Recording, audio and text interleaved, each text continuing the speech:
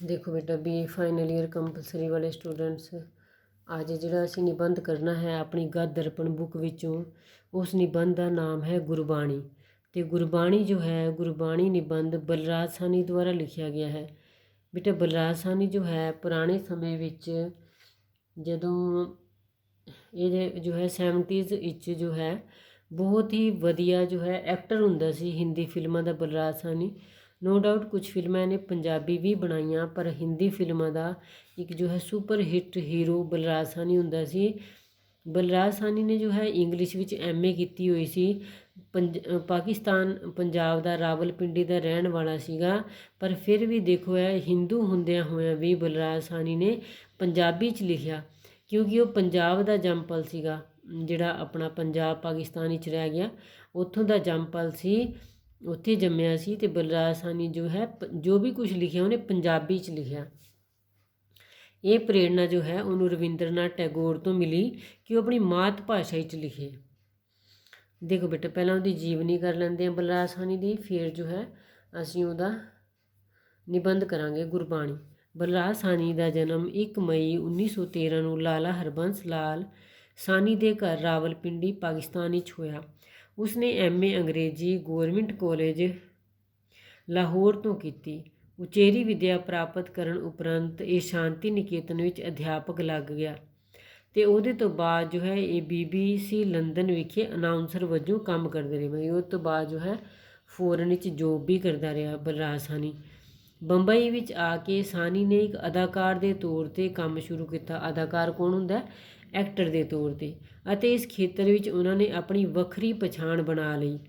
ਇਸ ਤਰ੍ਹਾਂ ਉਹ ਭਾਰਤ ਦੀ ਫਿਲਮ ਕਲਾ ਵਿੱਚ ਇੱਕ ਸ੍ਰੇਸ਼ਟ ਸਥਾਨ ਰੱਖਦਾ ਹੈ। ਉਸ ਦੇ ਮਨ ਵਿੱਚ ਆਪਣੀ ਮਾਤ ਭਾਸ਼ਾ ਲਈ ਅਥਾਹ ਪਿਆਰ ਸੀ।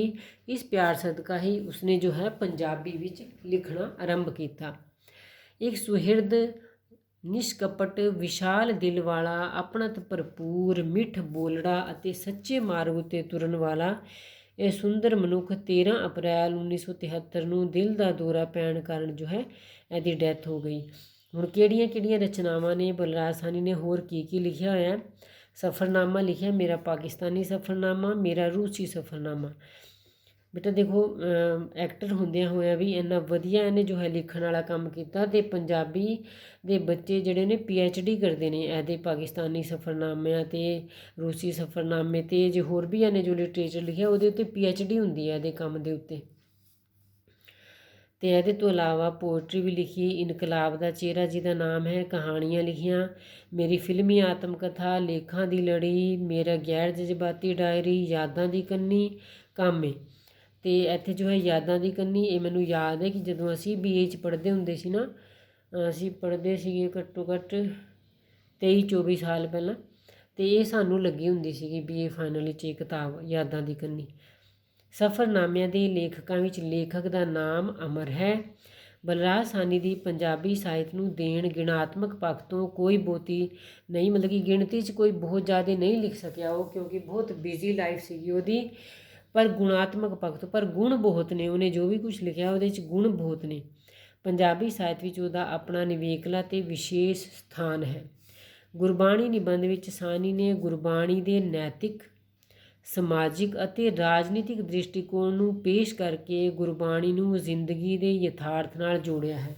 ਮਤਲਬ ਕਿ ਗੁਰਬਾਣੀ ਨੂੰ ਜੋ ਹੈ, ਗੁਰਬਾਣੀ 'ਚ ਜੋ ਵੀ ਸਮਾਜਿਕ ਗੱਲਾਂ ਨੇ, ਰਾਜਨੀਤਿਕ ਨੇ, ਨੈਤਿਕਤਾ ਨਾਲ ਭਰਪੂਰ ਹੈ ਗੁਰਬਾਣੀ, ਗੁਰੂ ਗ੍ਰੰਥ ਸਾਹਿਬ ਜੀ ਦੀ, ਉਹਨੂੰ ਜੋ ਹੈ ਦ੍ਰਿਸ਼ਟੀਗੋਚਰ ਕਰਕੇ ਉਹਨੂੰ ਜੀਵਨ ਦੇ ਯਥਾਰਥ ਨਾਲ ਜੋੜਿਆ। ਉਸਨੇ ਸਿੱਖ ਗੁਰੂਆਂ ਦੇ ਮਨਵਾਦੀ ਦ੍ਰਿਸ਼ਟੀਕੋਣ ਨੂੰ ਵਡਿਆਉਂਦਿਆਂ ਹੋਇਆਂ ਅਜੋਕੀ ਧਾਰਮਿਕ ਤੰਗ ਦਿਲੀ ਉੱਤੇ ਵਿਅੰਗ ਕੀਤਾ ਹੈ। ਅਤੇ ਆਓ ਹੁਣ ਉਹਦੇ ਜੋ ਹੈ ਗੁਰਬਾਣੀ ਵਾਲੇ ਲੇਖ ਦਾ ਸਾਰ ਵੇਖ ਲਈਏ। ਦੇਖੋ ਬੇਟਾ, ਗੁਰਬਾਣੀ ਲੇਖ ਦਾ ਸਾਰ ਵੇਖੋ।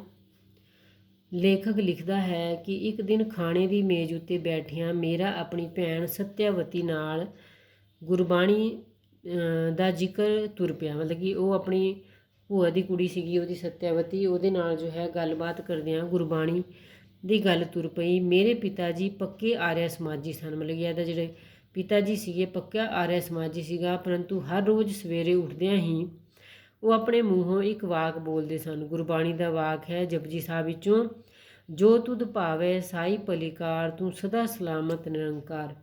ਮੇਰੇ ਭੈਣ ਜੀ, ਸਵੇਰੇ ਵੇਲੇ ਗੁਰਦੁਆਰੇ ਅਤੇ ਸਨਾਤਨ ਧਰਮ ਵਾਲਿਆਂ ਤੇ ਲਾਊਡ ਸਪੀਕਰਾਂ ਵੱਜਣ ਦੀ ਨਿੰਦਿਆ ਕਰਦਿਆਂ ਹੋਇਆਂ ਆਖਿਆ ਕਿ ਸਵੇਰ ਦਾ ਵੇਲਾ ਤਾਂ ਸ਼ਾਂਤੀ ਅਤੇ ਚਿੰਤਨ ਦਾ ਵੇਲਾ ਹੁੰਦਾ ਹੈ, ਇਹ ਵਾਤਾਵਰਣ ਦੂਸ਼ਿਤ ਕਿਉਂ ਕਰਦੇ ਨੇ, ਮਤਲਬ ਕਿ ਰੌਲਾ ਪੈਂਦਾ ਏਡਾ ਸਪੀਕਰਾਂ ਦਾ।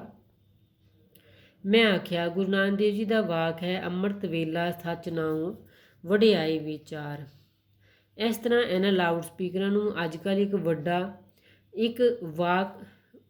ਇੱਕ ਇਹ ਵਾਕ ਝੂਠਾ ਕਰ ਦਿੱਤਾ, ਮਤਲਬ ਕਿ ਇਹਨਾਂ ਲਾਊਡ ਸਪੀਕਰਾਂ ਨੇ ਇਹ ਵਾਲਾ ਵਾਕ ਕਿ ਅੰਮ੍ਰਿਤ ਵੇਲਾ ਸੱਚ ਨਾਉ ਵਡਿਆਈ ਵਿਚਾਰ, ਇਹਨਾਂ ਦੇ ਰੋਲੇ ਨੇ ਇਸ ਵਾਕ ਨੂੰ ਵੀ ਝੂਠਾ ਕਰ ਦਿੱਤਾ। ਇਸ ਅੰਮ੍ਰਿਤ ਵੇਲੇ ਨੂੰ ਹਿੰਦੂਆਂ ਰਿਸ਼ੀਆਂ ਨੇ ਬ੍ਰਹਮ ਮੁਹੂਰਤ ਅਤੇ ਮੁਸਲਮਾਨ ਦਰਵੇਸ਼ਾਂ ਨੇ ਨੂਰ ਪਾਕ ਦਾ ਵੇਲਾ ਆਖਿਆ ਹੈ। ਪਰ ਸਵਾਲ ਤਾਂ ਇਹ ਹੈ ਕਿ ਇਹਨਾਂ ਆਪਸੀ ਦਵੇਸ਼ਾਂ ਦਾ ਕੀ ਕਾਰਨ ਹੈ। ਸੱਤਿਆ ਭੈਣ ਜੀ ਨੇ ਮੈਨੂੰ ਪੁੱਛਿਆ, ਮਤਲਬ ਕਿ ਇਹ ਗੱਲਬਾਤੀ ਸ਼ੈਲੀ 'ਚ ਉਹਨੇ ਆਪਣਾ ਨਿਬੰਧ ਲਿਖਿਆ ਕਿ ਉਹ ਆਪਣੀ ਭੈਣ ਨਾਲ ਜੋ ਵੀ ਗੱਲਾਂ ਕਰ ਰਿਹਾ ਉਹ ਗੱਲਾਂ ਉਹਨੇ ਵਿਚਕਾਰ ਦਿੱਤੀਆਂ ਨੇ, ਆਪਣੀ ਬੇਟੀ ਨਾਲ ਵੀ ਅੱਗੇ ਜੋ ਗੱਲਾਂ ਕਰਦਾ ਉਹ ਵੀ ਉਹਨੇ ਵਿੱਚ ਦਿੱਤੀਆਂ ਨੇ। ਸੱਤਿਆ ਭੈਣ ਜੀ ਨੇ ਮੈਨੂੰ ਪੁੱਛਿਆ, ਬੱਲੀ, ਮਤਲਬ ਕਿ ਪਿਆਰ ਨਾਲ ਆਪਣੇ ਭਰਾ ਨੂੰ ਉਹ ਬੱਲੀ ਕਹਿੰਦੇ ਨੇ, ਬਲਰਾਜ ਨੂੰ, ਬੱਲੀ ਤੂੰ ਪੰਜਾਬੀ ਵਿੱਚ ਲਿਖਦਾ ਏ, ਗੁਰੂ ਗ੍ਰੰਥ ਸਾਹਿਬ ਵੀ ਪੜ੍ਹਨਾ ਏ, ਅਤੇ ਮੈਂ ਤੇਰੇ ਸ਼੍ਰੀ ਗੁਰੂ ਗੋਬਿੰਦ ਸਿੰਘ ਜੀ ਬਾਰੇ ਲਿਖੇ ਲੇਖਾਂ ਦੀ ਤਾਰੀਫ ਸੁਣੀ ਸੀ। ਤੂੰ ਮੈਨੂੰ ਸਮਝਾ ਤਾਂ ਸਹੀ, ਸਿੱਖ ਪੰਥ ਅਤੇ ਹਿੰਦੂ ਧਰਮ ਵਿੱਚ ਬੁਨਿਆਦੀ ਫ਼ਰਕ ਕੀ ਹੈ। ਮਤਲਬ ਕਿ ਉਹਦੀ ਭੈਣ ਪੁੱਛਦੀ ਹੈ ਕਿ ਤੂੰ ਦੱਸ ਮੈਨੂੰ ਇਹਨਾਂ ਦੋਹਾਂ ਵਿੱਚ ਬੁਨਿਆਦੀ ਫ਼ਰਕ ਕੀ ਹੈ। ਲੇਖਕ ਨੇ ਉੱਤਰ ਦਿੱਤਾ ਕਿ ਅੱਜ ਤੋਂ ਹਜ਼ਾਰਾਂ ਸਾਲ ਪਹਿਲਾਂ ਹਿੰਦੂ ਧਰਮ ਹੀ ਪ੍ਰਚਲਿਤ ਸੀ, ਸਾਰੇ ਧਾਰਮਿਕ ਅਧਿਕਾਰ ਵੀ ਬ੍ਰਾਹਮਣਾਂ ਦੇ ਅਧੀਨ ਸਨ। ਨੀਵੀਂ ਜਾਤ ਦੇ ਲੋਕਾਂ ਨੂੰ ਸ਼ਾਸਤਰ ਪੜ੍ਹਨ ਜਾਂ ਸੁਣਨ ਦੀ ਮਨਾਹੀ ਸੀ। ਜੇ ਕੋਈ ਬੋਲਦਾ ਤਾਂ ਉਹਦੀ ਜੀਭ ਕੱਟ ਦਿੱਤੀ ਜਾਂਦੀ, ਮਤਲਬ ਕਿ ਜੇਕਰ ਕੋਈ ਪੁਰਾਣੇ ਸਮੇਂ 'ਚ ਕੋਈ ਨੀਵੀਂ ਜਾਤ ਦਾ ਬੰਦਾ ਰੱਬ ਦਾ ਨਾਂ ਲੈ ਲੈਂਦਾ ਸੀਗਾ, ਉਹਦੀ ਜੀਭ ਕੱਟ ਦਿੱਤੀ ਜਾਂਦੀ ਸੀ। ਅਤੇ ਜੇਕਰ ਕੋਈ ਨੀਵੀਂ ਜਾਤ ਦਾ ਬੰਦਾ ਪੁਰਾਣੇ ਸਮੇਂ 'ਚ ਰੱਬ ਦਾ ਨਾਂ ਸੁਣ ਲੈਂਦਾ ਸੀ, ਉਹਦੇ ਕੰਨ 'ਚ ਜੋ ਹੈ ਸਿੱਕਾ ਘੋਲ ਕੇ ਪਾ ਦਿੱਤਾ ਜਾਂਦਾ ਸੀ।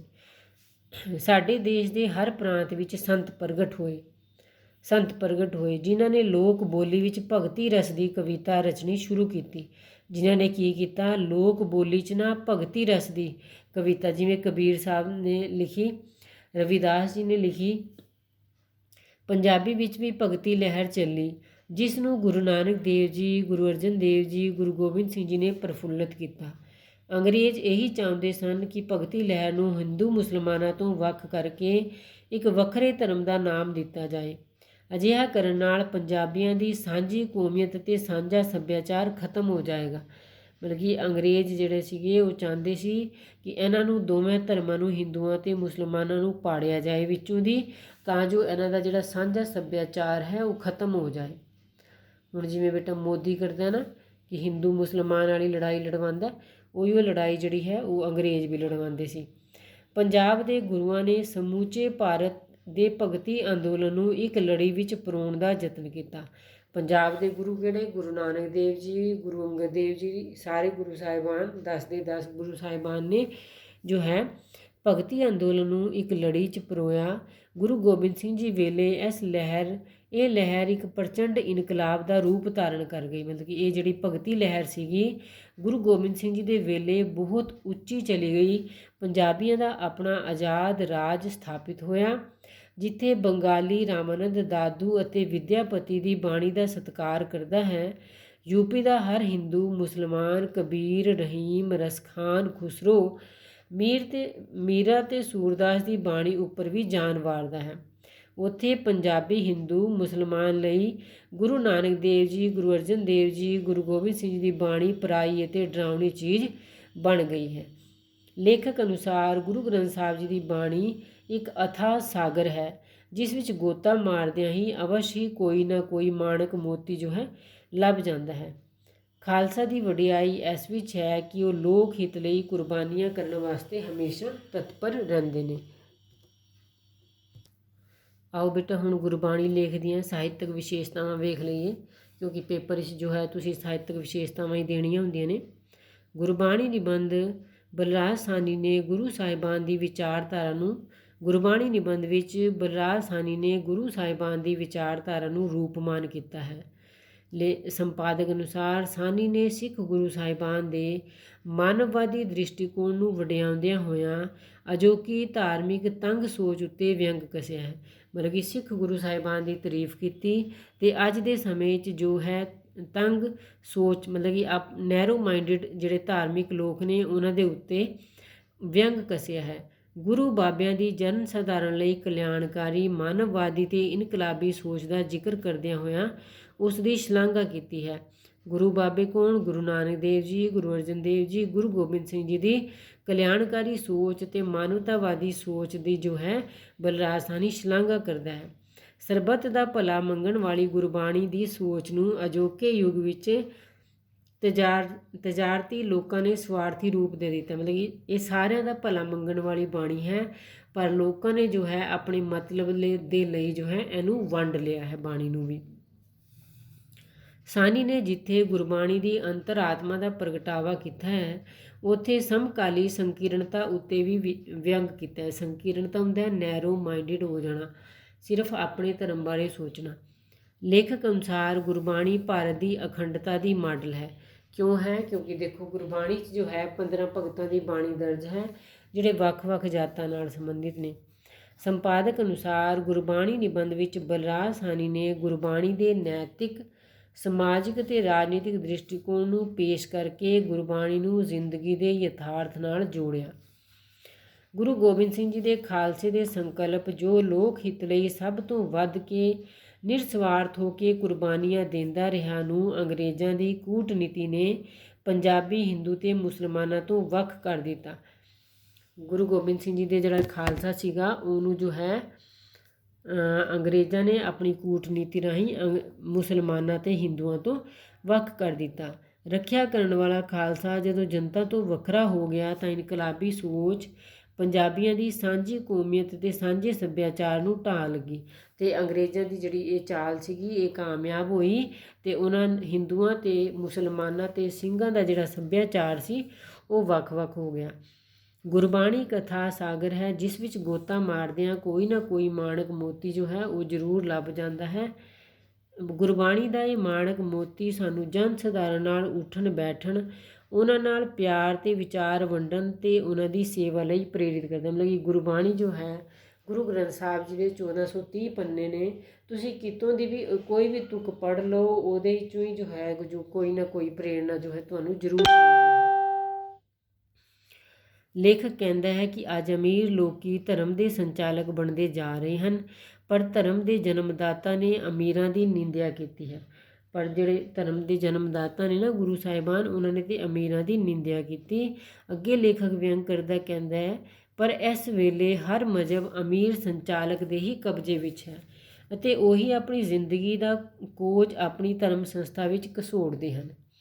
ਹੁਣ ਸ਼ੈਲੀ ਕਿਹੋ ਜਿਹੀ ਹੈ? ਦੇਖੋ ਸਾਰੇ ਜਿੰਨੇ ਵੀ ਨਿਬੰਧ ਬੇਟਾ ਕਰਾਏ ਨੇ ਨਾ ਉਹਨਾਂ ਸਾਰਿਆਂ ਦੀ ਸਾਹਿਤਕ ਪੜਚੋਲ ਕਰਨ ਦਾ ਜਿਹੜਾ ਹੈ ਉਹ ਢੰਗ ਇੱਕੋ ਹੀ ਹੈ। ਸ਼ੈਲੀ ਹੈ, ਫਿਰ ਵਾਕ ਬਣਤਰ ਹੈ। ਸ਼ੈਲੀ ਹੁੰਦਾ ਉਹਦਾ ਲਿਖਣ ਦਾ ਢੰਗ ਕਿਹੋ ਜਿਹਾ। ਗੁਰਬਾਣੀ ਲੇਖ ਦੀ ਸ਼ੈਲੀ ਟਕੋਰ ਅਤੇ ਵਿਅੰਗਾਤਮਕ ਹੈ, ਮਤਲਬ ਕਿ ਵਿਅੰਗ ਭਰਪੂਰ ਸ਼ੈਲੀ ਉਹਨੇ ਵਰਤੀ ਹੈ, ਜਿਸ ਰਾਹੀਂ ਲੇਖਕ ਨੇ ਆਪਣੇ ਵਿਚਾਰਾਂ ਨੂੰ ਰੋਚਕ ਅਤੇ ਪ੍ਰਭਾਵਸ਼ਾਲੀ ਬਣਾਇਆ। ਇਸ ਲੇਖ ਵਿੱਚ ਕਹਾਣੀ ਰਸ ਦੀ ਹੋਂਦ ਮਿਲਦੀ ਹੈ। ਮਤਲਬ ਇੰਝ ਲੱਗਦਾ ਕਿ ਜਿਵੇਂ ਕੋਈ ਛੋਟ ਜਿਹੀ ਕੋਈ ਕਹਾਣੀ ਸੁਣਾ ਰਿਹਾ ਹੋਏ ਬਲਰਾਜ ਸਾਹਨੀ। ਸਰਲਤਾ, ਸੰਜਮਤਾ, ਸੁਹਿਰਦਤਾ ਅਤੇ ਸੁਗੜਤਾ ਜੋ ਹੈ ਉਹਦੀ ਸ਼ੈਲੀ ਦੇ ਪ੍ਰਮੁੱਖ ਲੱਛਣ ਹਨ। ਹੁਣ ਵਾਕ ਕਿਹੋ ਜਿਹੇ ਨੇ ਉਹਦੇ? ਵਾਕ ਸਾਹਨੀ ਦੀ ਵਾਰਤਕ ਦੀ ਸੁਚੱਜੀ ਵਾਕ ਬਣਤਰ ਉਸ ਦੀ ਵਾਰਤਕ ਕਲਾ ਦੀ ਇੱਕ ਹੋਰ ਵਿਸ਼ੇਸ਼ਤਾ ਹੈ। ਬਹੁਤ ਸੁੰਦਰ ਵਾਕ ਬਣਾਉਂਦਾ ਹੈ ਬਲਰਾਜ ਸਾਹਨੀ। ਵਾਕ ਨਿਬੰਧਕਾਰ ਦੀ ਗੱਲ 'ਤੇ ਨੈਣ ਨਕਸ਼ ਹੁੰਦੇ ਹਨ। ਸਾਹਨੀ ਨੂੰ ਵਾਕ ਬਣਾਉਣ ਅਤੇ ਉਹਨਾਂ ਵਿੱਚ ਸ਼ਬਦਾਂ ਨੂੰ ਜੜਨ ਦੀ ਜਾਚ ਹੈ।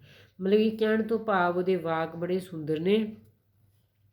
ਉਸਦੇ ਵਾਕ ਭਾਵੇਂ ਲੰਬੇ ਹੋਣ ਭਾਵੇਂ ਛੋਟੇ, ਇਟ ਮੀਨਸ ਕਿ ਉਹਦੇ ਵਾਕ ਜਿਹੜੇ ਨੇ ਲੰਬੇ ਨੇ ਅਤੇ ਪਰ ਉਹਨਾਂ ਵਿੱਚ ਸਰਲਤਾ ਰਹਿੰਦੀ ਹੈ। ਬੜੇ ਥੋੜ੍ਹੇ ਸ਼ਬਦਾਂ ਵਿੱਚ ਬਹੁਤ ਵੱਡੀ ਗੱਲ ਕਿਹਾ ਜਾਂਦਾ ਹੈ ਸਾਹਨੀ ਜਦੋਂ ਕਹਿੰਦਾ ਨਾ ਕਿ ਜਨਤਾ ਦੇ ਅੰਗ ਸੰਗ ਰਹਿ ਕੇ ਆਸਾਵਾਂ ਪੂਰਨ ਹੁੰਦੀਆਂ ਹਨ।